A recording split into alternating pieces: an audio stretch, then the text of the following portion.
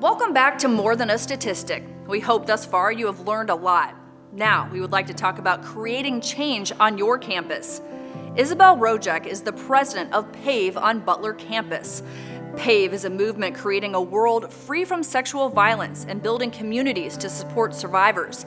Isabelle is a sophomore at Butler studying political science and Spanish. She came into the role of president as a result of her own experience being assaulted.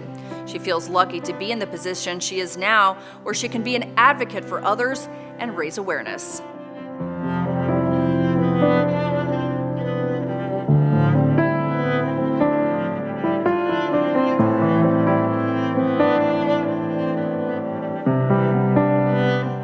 It's important to be an advocate because you need to let everybody know that their stories matter, like their belief, no matter what happens, you need to be there to support people, even if you don't know them. I've had strangers come up to me, like, just at a PAVE event and, like, tell me, like, I've been assaulted, like, this happened to me, and just being someone that people know you can go to, like, it's so important. Even just having, like, a friendly conversation, I'd say it's not even being an advocate, it's just being a human being. It's just being a human being. It's just being a kind person who wants to listen to another person, like, tell them their story. Second semester my freshman year, Butler was sending out these emails called timely warnings, which align with the Clery Act. I don't know if you're familiar with that, but it just, like, states that universities have to, like, let students know that, like, there's crime on campus, so they have to, like, basically, like, say if they knew each other, like, where it was, blah, blah, blah, blah. So they were sending them out with, like, very, like, blatant victim blaming in the bottom of the emails, basically saying, like, oh, you can prevent yourself from getting assaulted if you don't drink too much, or if you are, like, careful with what you wear. And it was very, like, me and, like, a lot of my friends were very, like, that's, like, not okay. So I went to Dr. Hudson, and I was like, can we do something about this?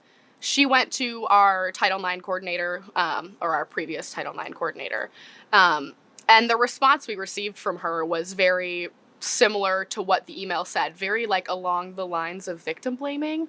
And she was like, oh, it's not about, like, victim blaming, it's just preventing people from getting assaulted, how they can, like, prevent themselves from getting assaulted. And I was like, that really just rubbed me the wrong way. So Dr. Hudson put me in contact with a girl named Lauren Lippert. She started PAVE when she was my age at Butler. PAVE stands for Promoting Awareness Victim Empowerment. It's a national organization started by Angela Rose. We have, like, national chapter meetings every, like, couple months or so, where, like, all the chapters across the United States, like, all meet and, like, talk to each other about stuff we're doing. We share ideas, and, like, sometimes we, like, do, like, co-events with other chapters, so, like, and broadcast it on our social media so everybody can see, like, what PAVE is doing all over the country.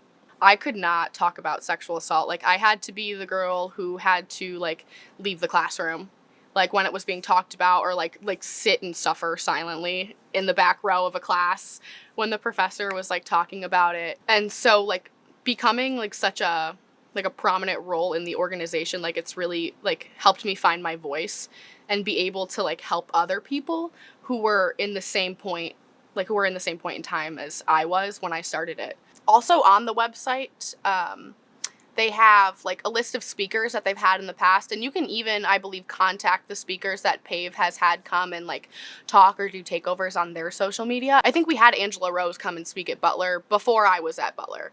But you can, like, have the speakers come and talk about PAVE or talk about their experience with assault. And you can kind of, like, check out their social medias under, and basically, like, just go all over the country, all over the world, and, like, find all these different people who are there to support survivors for all different, like, walks of life. A lot of the different stuff they do during Sexual Assault Awareness Month is targeted at, like, different groups.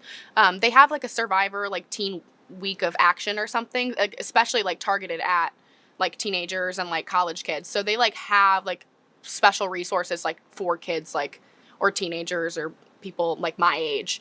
So, like, I think it makes it more, like, approachable for them, and, like, makes them feel more comfortable that, like, it's targeted towards, like, their age group and not just, like, big broad spectrum of just, like, everybody. The PAVE National website is www.shatteringthesilence.org, and once you go on the website, there's a whole list of different speakers. You can learn about our founder and all the speakers that she's brought before, and then on the website there is a training module. When you scroll down, it's like an education and like get involved, and you can click on it. It's called PAVE University, and it will basically like give you modules to go through that help you become someone that people can go to, help you become an advocate for survivors of assault.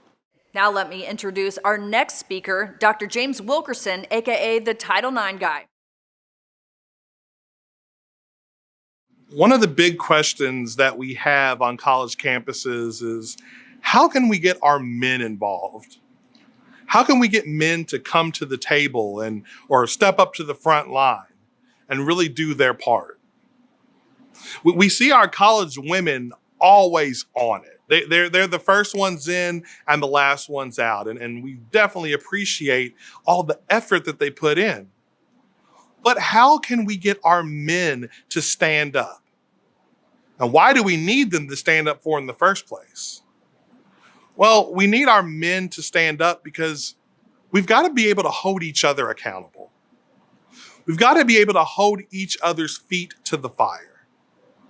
When we see our fraternity brother or our teammate about to step out and to make a mistake or to do something that might break the law, we got to be able to kind of step out and grab them by the scruff of their neck and kind of pull them back. So how do we get our young college men to that point? Well, it starts with the way that we approach them. Are we approaching our college men in an accusatory way? Or are we approaching our college men with the ideal of how can I inspire you? How can I motivate you? How can I show you how to be the best possible version of yourself? Getting our college men to the front line doesn't require finger shaking. It requires listening. It requires understanding where they're coming from, understanding their culture, and then showing them ways to make that culture better.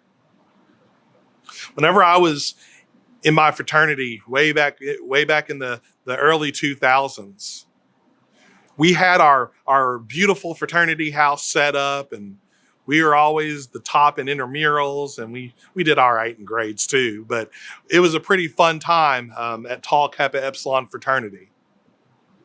And I know one of the top things that we did back then, we always wanted to protect our house. That was one of our slogans, by the way, protect this house.